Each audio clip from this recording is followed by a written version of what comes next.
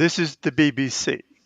Programmes will resume in about 2 hours at 6:30.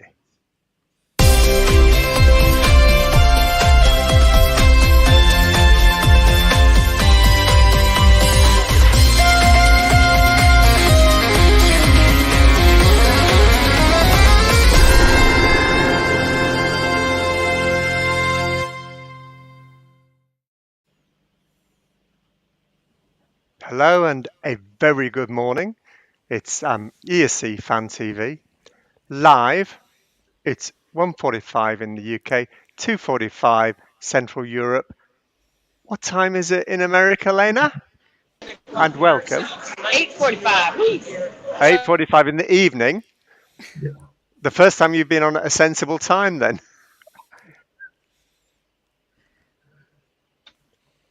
Lena. Lena, tell us where you are and what you're up to. Hello. Thank you for having me from the bar where I'm celebrating, but also was working at bar fair all day. I'm super proud of you, team. Everybody made it. Okay.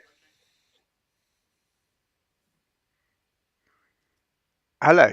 Who else have we got? Let's say good morning to Phil and Michelle. Hiya. Hello. Hello.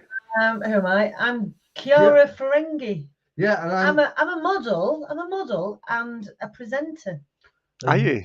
Yeah. And what are you wearing? Well, what I was wearing tonight, but in silver, obviously. And does it come off? Yes, quite easily. How much does that cost? Easily. Frightening easy. Can you see? Do you want to know what a model? Do you want to know what a model, Andy? I'm sorry. This has got off to a really bad start. It's just going to get worse, isn't it? Yeah. I model gloves, mittens, and sometimes balaclavas. Ian and Donna, good morning. Good morning. How are you? You can tell who wears the trousers in that house. The way she went, unmute me, darling. Sorry, it's been one of those evenings. Welcome to Marco and Rosa. Mm-hmm. Good morning. Morning now, isn't it? It is morning. How was the show for you two? Well, for him, it was a very good right. show, but not so good for me. Yeah, happy with that one. So, Rosa, where did you come tonight? Mid-table?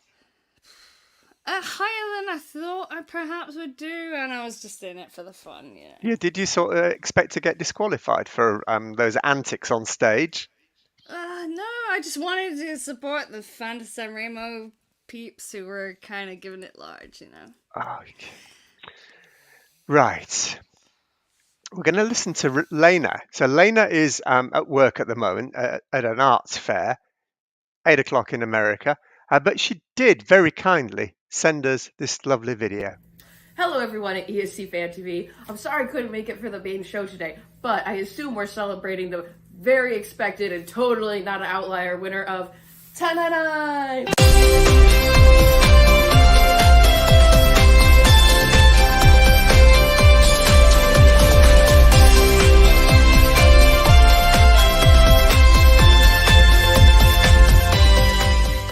I'm just kidding. I'm sure we're celebrating the much-deserved win of Marco Mangoni or Ultimo. But it's been a great festival, and I'll see you at the after party. Ciao!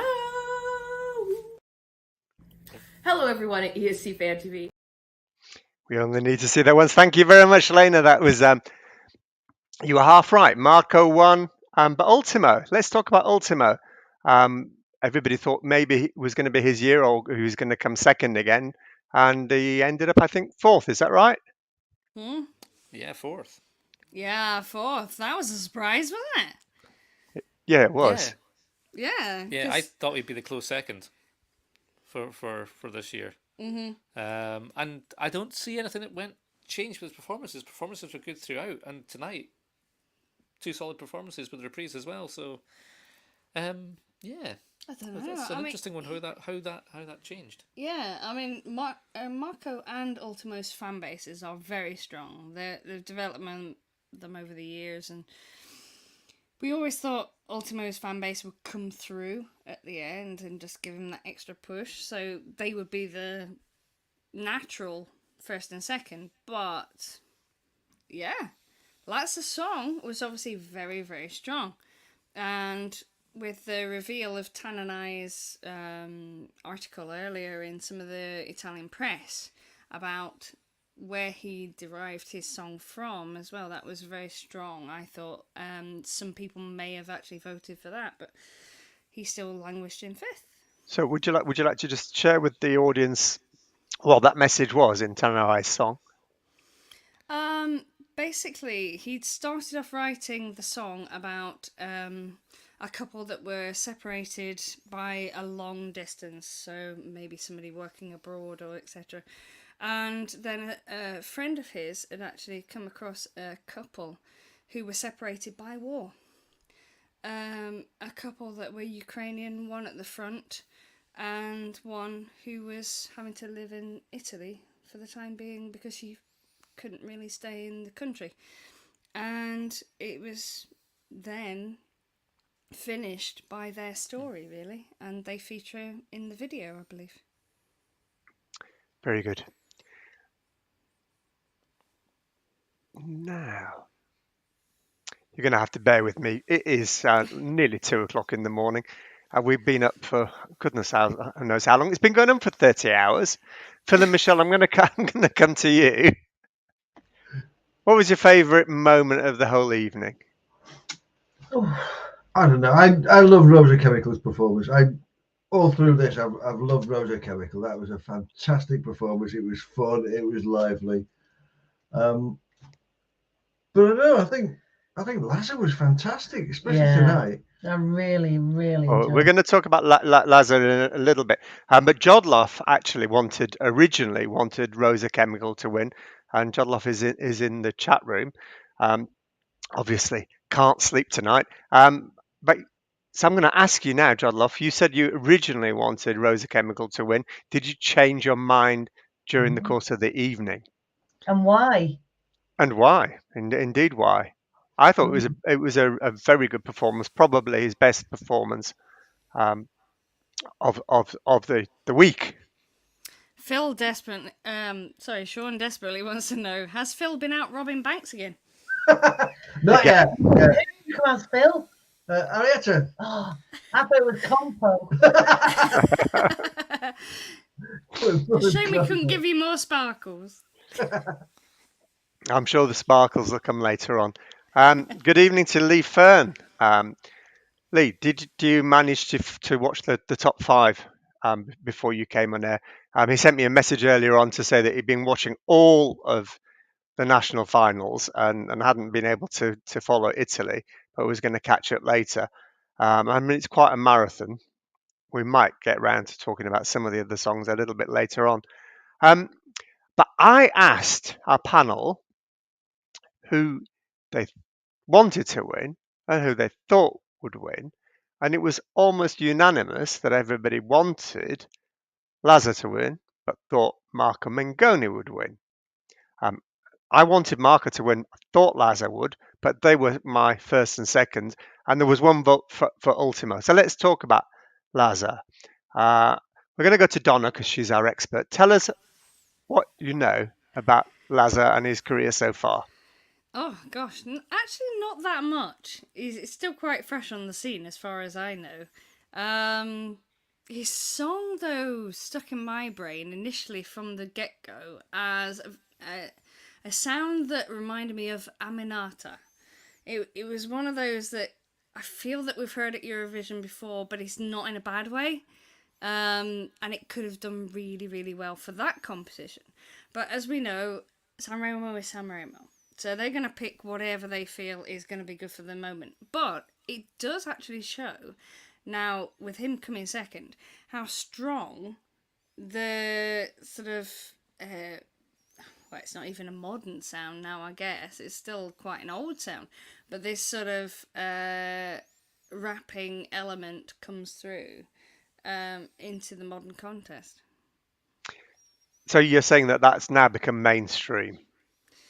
Well, it's been mainstream for a long time in like the public charts and things like that. And who's to say what a singles chart is these days? Because we've got so much download media, it's difficult to kind of keep a tab on these things. But in the Italian mainstream, yes, there's a certain sound that Lena will probably like fill you in a little bit more of, because that's her genre, not mine. Which has definitely been out there for a long, long time, and he's definitely creeping up into the mainstream. So, Lena, yeah, I mean, we know that rap's your thing. A couple of years ago, you had lots and lots of entries in the competition. That you had a chart for all your favourite rap entries. Not so many this year, but how did you feel that the contest was this year for you? It was a surprise. Lazza is really popular. The last couple albums just like killed the charts. They stay on the charts really, really well. Sorry about that. But if you just look at the sheer amount of face tattoos this year, I think that's gotta be a record number. Listen, there's obviously so much going on there, and that unfortunately we can't hear you. So I'm going to go into.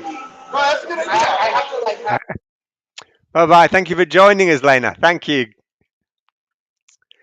So Joldoff says, but Monoskin didn't fit into that sound either, and that is very true. Oh, hello. What's going on here? Lee Fern says, thinks Italy is guaranteed top 10, at least, if not top 5 in Liverpool. So Marco Mangoni, how did he do in Eurovision? It was 10 years ago, wasn't it? He was in Malmo. 10? Yeah, it was Malmo. I was there, funnily enough. And honestly, to God, I forgot he was even in the contest at that point. He really wasn't on my radar in that contest at all. And yet, in retrospect, it's a fabulous song. It really is. But I'm sure he's on more people's radar this year. Yeah. But he came, I think, 7th or 8th last time round. Mm-hmm. He might struggle to be that this time. Yeah, I don't know if I like this more than I did the last one. L'Essenziale. Yeah. So the problem with this song, I think it needs quite a lot of editing. It's 3 minutes 45, and the whole point of the song is to build and build and build.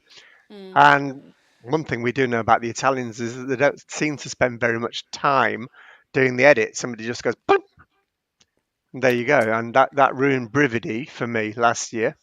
Yeah, the cuts are not always in the obvious place either. And because they are so word heavy, as we've discussed in previous episodes, it's finding the natural place to cut, and it's not obvious in a lot of these songs. And if you're trying to at least shave 45 seconds out of this is going to be the angry shouty bit, isn't it? That's going to go to like... That's a lot. It's a lot to take out of a song. I know. 45 seconds are a lot to take out of a song. You saw that like Gingella's Karma.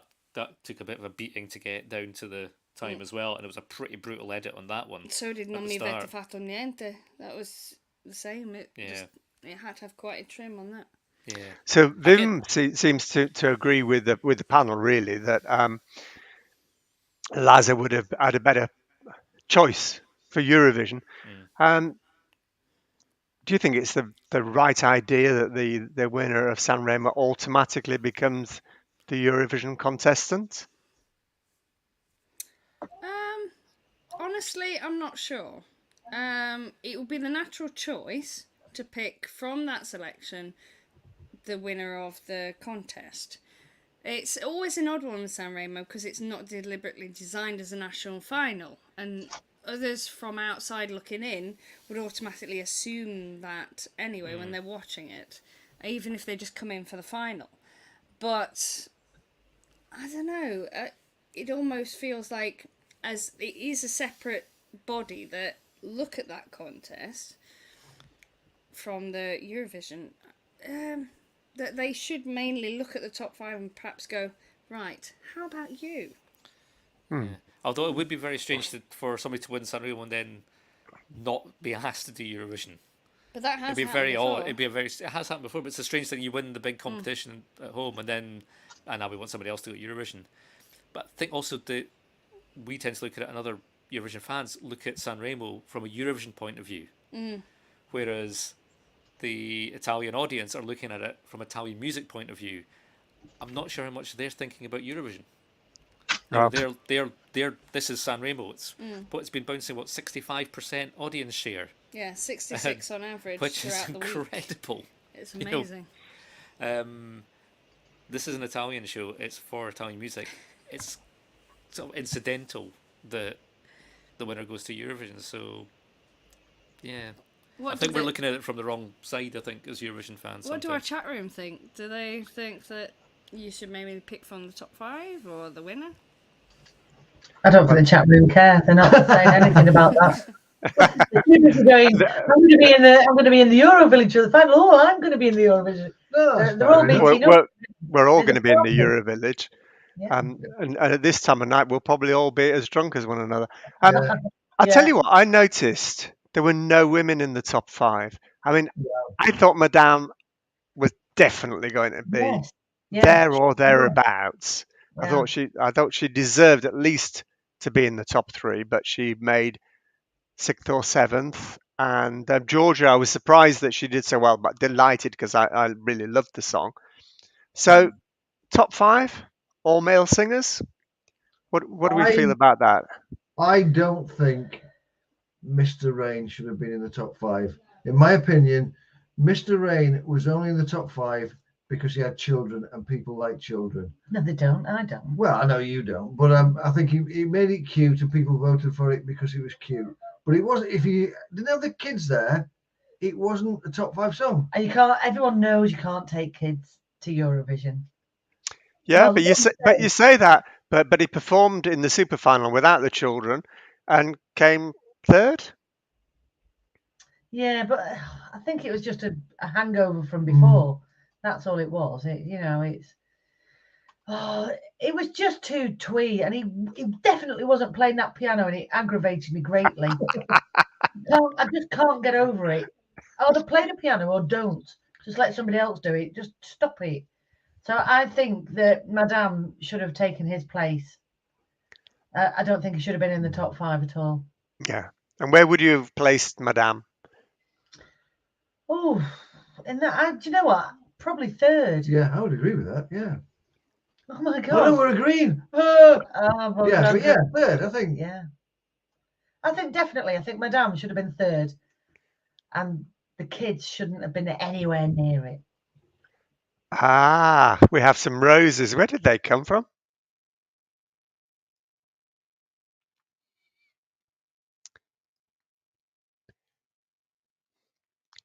I know it's late, but you're muted, darling. You're giving us a little mime performance. I can't let my my operator, at this time of night, it's awful. Can't get the staff. But would you like one, Andy? I would love one. Thank you. You're very kind. There you go. I'll email one to you later. There you go. Beautiful. Ian, can I ask you?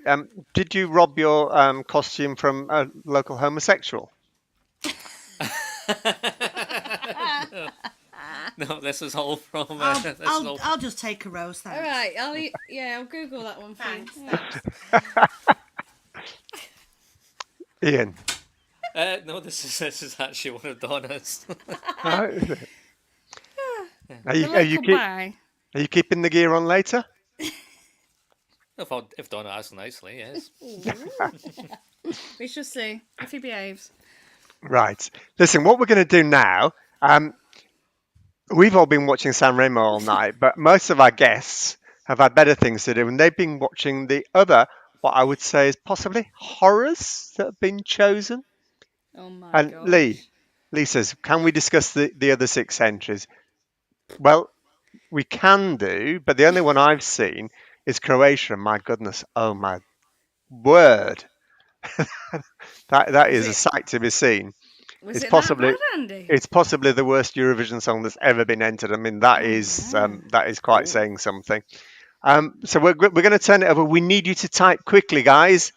What do you think? Oh, You were watching San Remo. So what I'm you, afraid Jonolf, I've you, only you, been you, watching San Remo.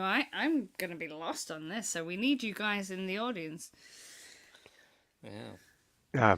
Ian's So, been to Clone Clone Zone. Just the oh dear. just looking in the some of the stuff that's Oh, come up on hi. Facebook. It's been an interesting night for everyone. It's Ciao, been an interesting Eugenio. night. Listen, we're very, very pleased to welcome Eugenio. Have you got any voice left after your marathon tonight? Yeah, I still got a little bit of voice. Yes, a little bit. Tomorrow, I don't know. Tonight, yes.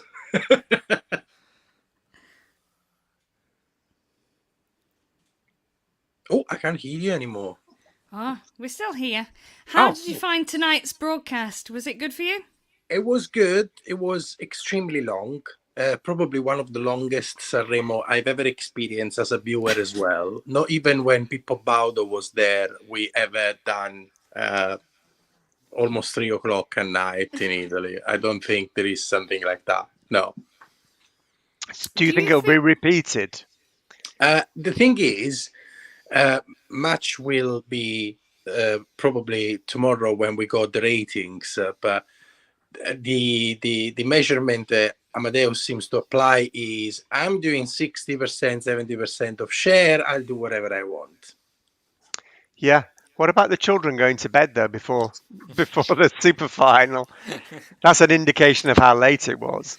Yes, that's an indication, and also I think it's but it's good because if there was an exception made by the government, because Rai asked for an exception and it was denied, which is good because I think it would be detrimental for the festival, because that means the next year 28 artists all come with kids.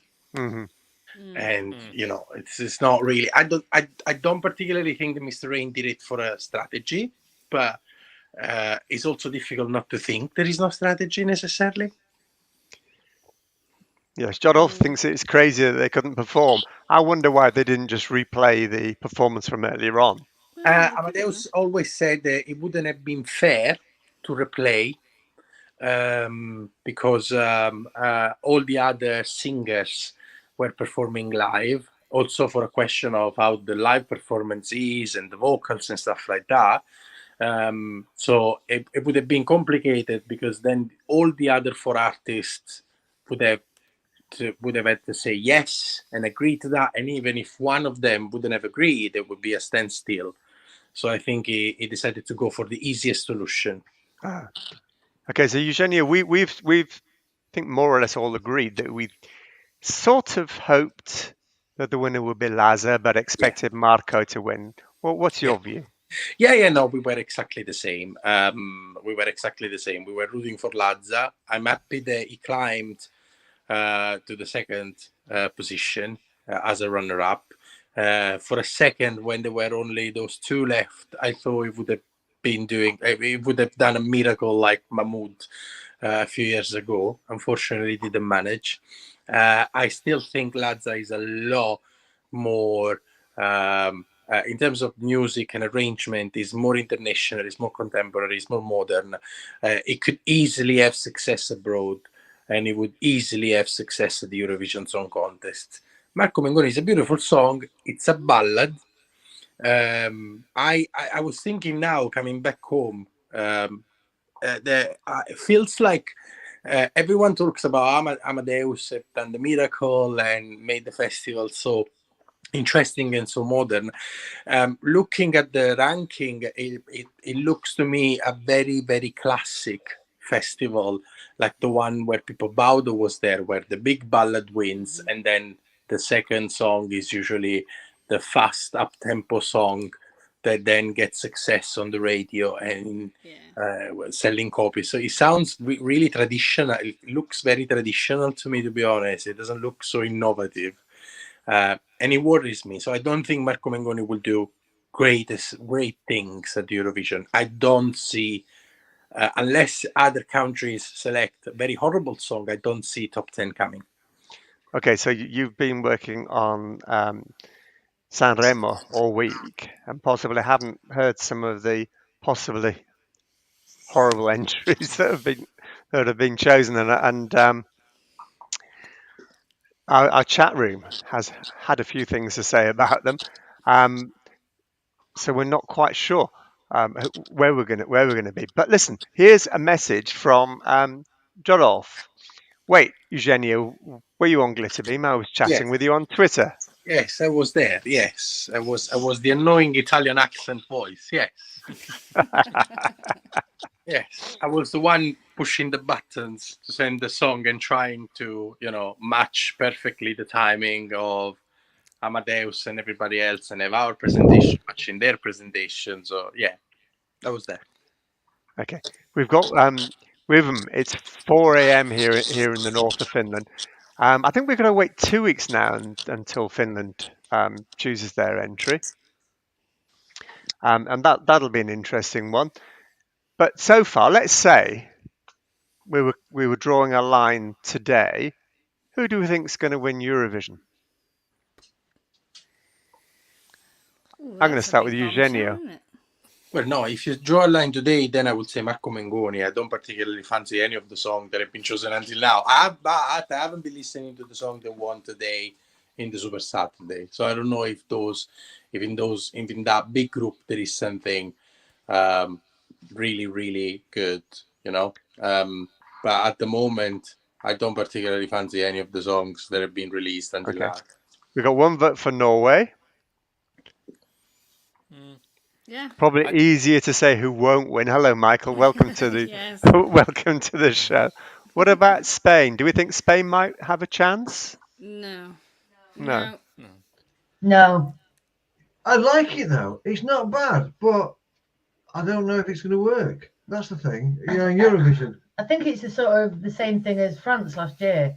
It's that sort of niche area that's either going to, everyone's going to vote for it or they're not going to vote for it. So it's probably the sort of song that the fans go, oh, yes, this is fantastic. Yeah. And then nobody's going to vote the for wider it. public don't really like it because it's a bit too unusual for them.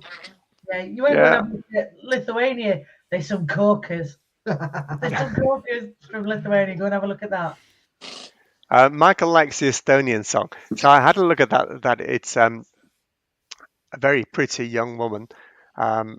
She plays the piano. She plays a pianola, so it starts with the piano keyboards working on their own. Then she sits down and starts playing. And to be honest, I found that a little bit creepy. But she's a great singer. It's a very solid ballad. I don't think it's going to do very well, but it does seem to be a little bit popular. Does she stay at the piano for the whole song?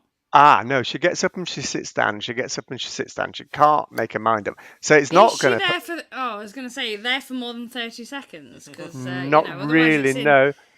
In the Mr. Rain territory. Yeah, you know that it aggroes me if somebody sits at a piano for 30 seconds and then gets up. Don't have a piano. We know you're not playing it. Stop it. Yeah, some poor bugger's going to wheel out on stage and wheel it off again for 30 seconds. It's not worth it, is it? Not necessary, and it's off-putting. It's middle of the night and Eugenia's off to bed as we speak. Don't blame you, mate. I'm off the sofa, just the sofa. You're off the sofa. We were sat on very uncomfortable chairs. So my back is killing me. Oh, no. So, Eugenio, you just tell us very quickly how you came to be doing the official commentary. It started, well, I used to follow San Remo with the radio station in Italy when I used to live there. So when I started Glitterbeam, San Remo is not such a big thing here in the UK. And I thought it was a little bit of a pity because, British people love Eurovision. And I think there is a lot to do on the national selections as well. And I think San Remo is it's a phenomenon. It's not just a festival. And for what it represents, it's a pity that they don't have an English subtitle or commentary and anything, nothing, absolutely nothing for whoever is abroad. If you see the Melody Festivalen has a live commentary in English from the broadcaster itself, Rai doesn't do that. So I actually told Rai this year, I said, why next year you don't add our commentary on RaiPlay as an additional audio channel to follow it. Because I think the more people will discover San Remo, the more they will love it. We'll see it this year. On Twitter, there was a lot more interaction than last year. More people have learned. More people is loving this crazy week where everything happened. Lee, very kind of you. Lee's finally going to bed. I think we're going to be very, very shortly behind you in spirit, if not an actual fact. And you played a request, Eugenio, for... Yes, it was a song from Fedez, which was the guy, boyfriend, Chiara Ferragni's boyfriend, rapper, and also the guy kissed on stage by Rosa Chemical. Ah. Mm-hmm. Yeah. We had a good snog. It was great. It was an interesting moment. Right. We're going to say good night. And thank you to everybody for a fantastic show, for a fantastic week. We need some sleep. And last final word. Where do we think in the final table at the end of the Eurovision Song Contest in Liverpool, Marco Mengoni will come? Ian and Donna.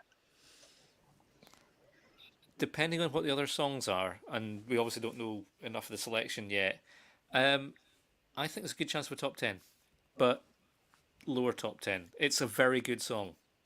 Whether it has the grab for Eurovision, I'm not sure. I think Lazza would have had a better grab for the Eurovision audience, but I'd be hopeful for top 10. It's a good song. He performs it bloody well. It could be a classic solid Italian result again. Yeah, Marco has that happy knack of being able to perform with subtlety, as well as being able to do the Italian shout when he needs to. So performance-wise, as long as they have good camera work on it, it should get him a solid top 10, but I can't see it being a winner. Phil and Michelle?